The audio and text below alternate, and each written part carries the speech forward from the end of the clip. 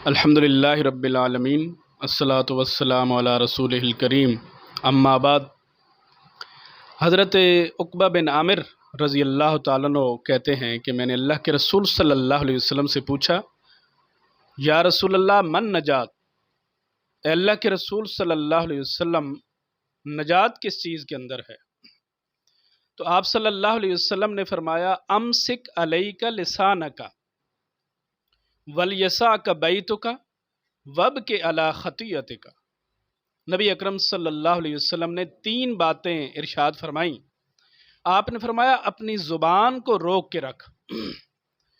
دوسری بات یہ فرمائی کہ تیرا گھر تیرے لیے کافی ہو۔ اس کا مطلب یہ ہے کہ بلا ضرورت گھر سے نہ نکلو۔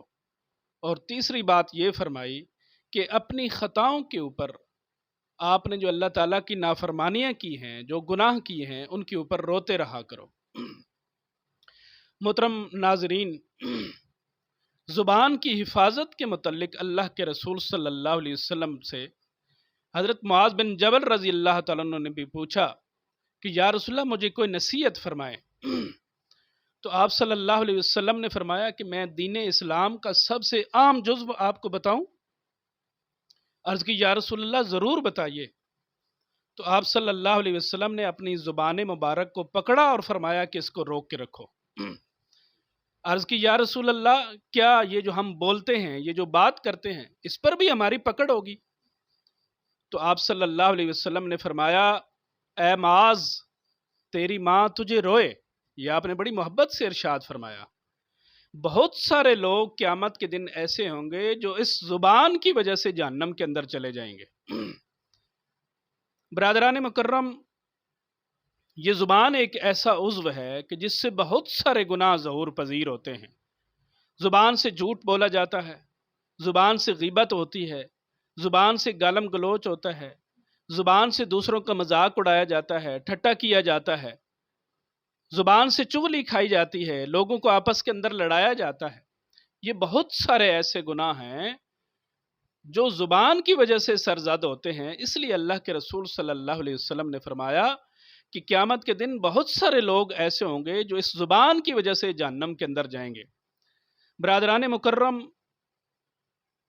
آج ہمارے معاشرے کے اندر جو سب سے زیادہ گناہ ہو رہا ہے وہ اس زبان کا گناہ ہے، اور وہ غیبت ہے کہ کسی بھائی کی غیر موجودگی کے اندر اس کی کوئی برائی بیان کی جائے، یہ غیبت ہے۔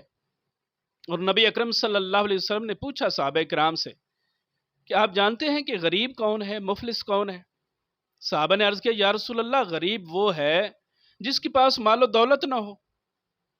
تو آپ صلی اللہ علیہ وسلم نے فرمایا کہ میری امت کا غریب وہ ہے کہ قیامت کے دن وہ نمازیں بھی لے کر آئے گا، روزے بھی لے کر آئے گا، صدقات بھی لے کر آئے گا، بہت ساری نیکیوں کا خزانہ لے کے آئے گا، لیکن ساتھ ہی اس نے کسی کو گالی دی ہوگی، کسی کی بے عزتی کی ہوگی، کسی کو ناجائز تھپڑ مارا ہوگا، کسی کا حق مارا ہوگا، تو وہ ساری اس کی نیکیاں ان مظلوموں کو دے دی جائیں گی، اور اگر اس کے باوجود ان کا وہ حق ادا نہ ہوا تو ان مظلوموں کے جو گناہ ہیں وہ اس کے پلڑے کے اندر ڈال دیے جائیں گے۔